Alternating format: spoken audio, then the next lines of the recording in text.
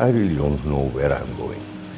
I really don't know where I'm going. But for as long as I know where I'm going, I'll keep doing the work that I know how to do, which is the music, and help in any way that I can that could make some kind of difference, hopefully. After the pandemic, I needed to go somewhere, and I didn't want to really travel up to the mountains, so I wanted to go to a beach.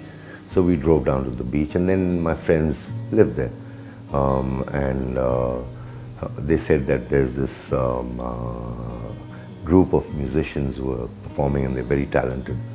The band was called Narang, and it's a multicultural band. So I went to listen to them, and I went through their performance and everything, and then at the end of the performance, they started playing my songs. So after they finished, I was kind of like obliged to then, because that was the expectation. So that's just what I did, and I was very nervous, of course. So I started making mistakes and fumbling and whatnot. So my inspiration for the music was, of course, my parents were movie makers, and there was a constant, there were a lot of artists who came home, singers, musicians, so that's where the education started anyways, or the feeling towards music. I think I gather my inspiration from anything. It's just there, it comes to me. Anything could just be a form of inspiration, even a child saying something which could make sense, and then, that could become a song. And there's no given formula that I function with. Confusion. That's my method. So if you even come to my studio, you'll find things just in such a haphazard way. It's a very messy studio, and I'm kind of embarrassed to call people up there. And that's how I function. So I try to make order out of chaos.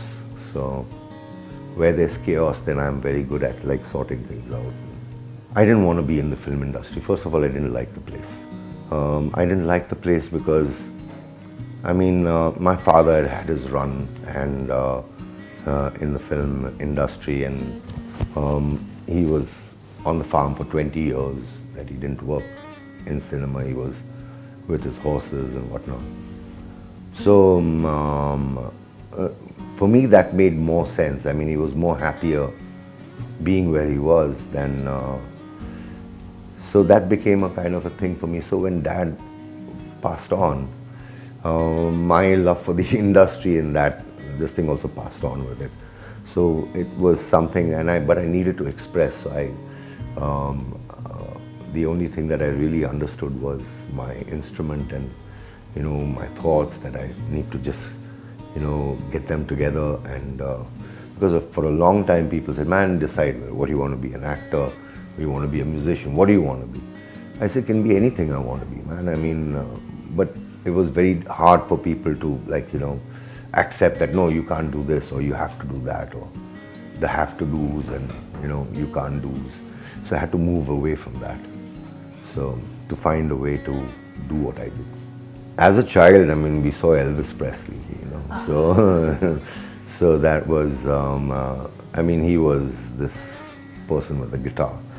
But that was just the image. I don't remember his songs so much. There are some songs that I do.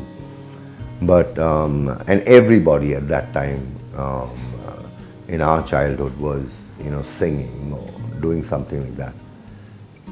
That's what I took away from that. It became part. I wanted to be a musician, and I got my first guitar when I was 13 years old. And I just thought, man, now I got the guitar, I can make music. But it started from that. I'm actually very grateful to the Almighty for having this opportunity to have this journey. And now what's left of the journey is what I think about.